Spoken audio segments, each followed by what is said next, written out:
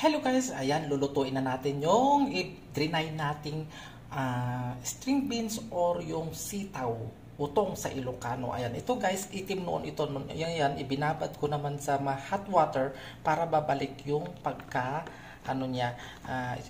tsura niya. Ayan, so ito guys, noong binilad ko, itim na itim ito kasi dry na dry. Pero, pinakulaan ko to ng half cook laang at saka binilad ko ng dry. So ayan, bago ko iluluto, binabad ko siya sa hot water. Yun, bumalik siya sa texture niyang pagiging parang sitaw. Pero lulutuin ko ito ng sweet and sour. So here we go.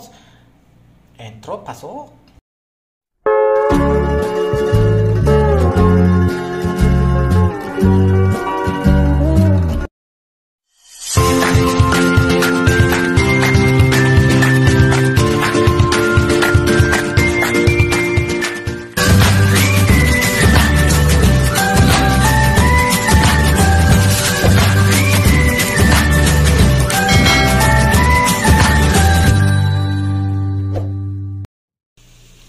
So yun guys, nilagay ko na yung ating ginger. Tutuin lang natin saglit. At ilagay na natin yung ating garlic.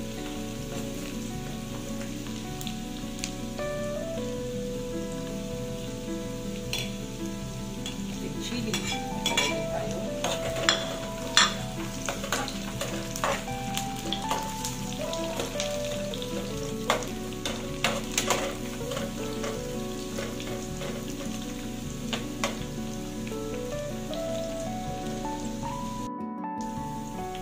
So yan, okay na yung ating first ingredients. Ilagay na natin itong ating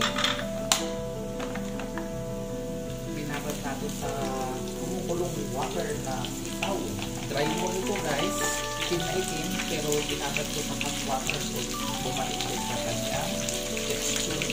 Ngayon, mag-a-add tayo guys ng soy sauce with sugar. Lagyan ko na yung sugar. With yung salt na ito. Natin dyan.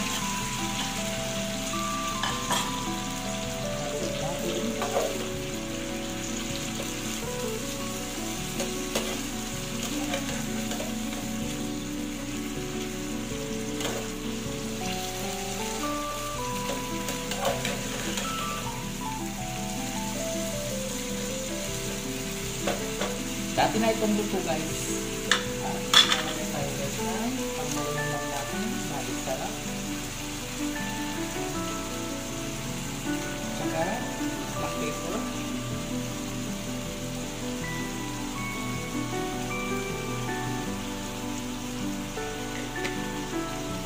And mag-a-add tayo guys ng konting honey. Kasi masarap ito pag wala.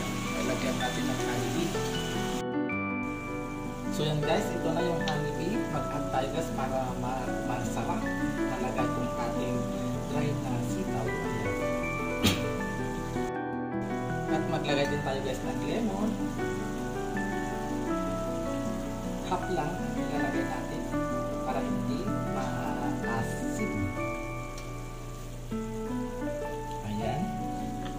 Then haluin natin hanggang sa maluto. Ayan na. Malapit na maluto yung natin sweet and sour na sitaw.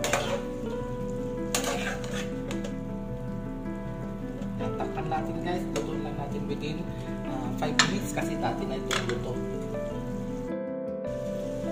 So ayan, tikman na natin yung sweet and sour nating dry na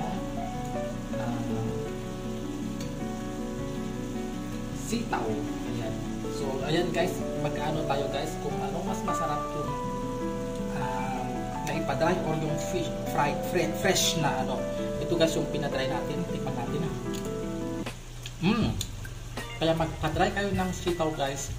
Sundan nyo lang yung aking luto. Napakasarap guys, sweet and sour.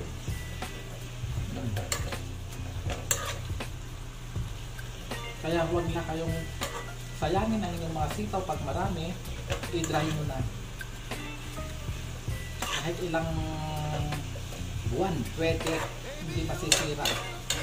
Kaysa yung masisira lang sa inyong mga farm. Ganito ang gawin nyo. So mayroon ako dyan video kung paano ko trinay ito. Nung trinay ko to guys ay pinakulang ko lang ng half cook, then pinadry ko. Then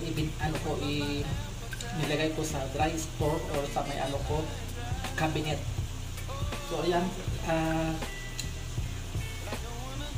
9 months na to guys. Then pag-isipan ko ng lutuin kasi nambis ko nang kumain ng sitaw. Ayan, yun nga, ang sarap. Kaya ganyan ang niya guys, itsura na kasi dry ito noon pero napakasarap guys. Ayan, luto na. Magpipipig na tayo, ang sarap.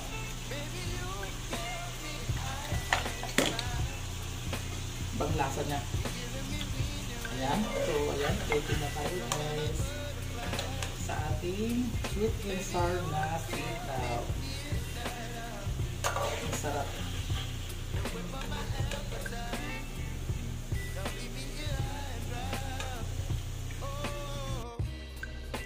So yun na guys, yung ating sweet and sour na sitaw na dry. Ayan.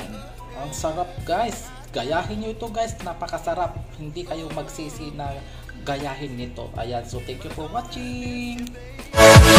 Yeah!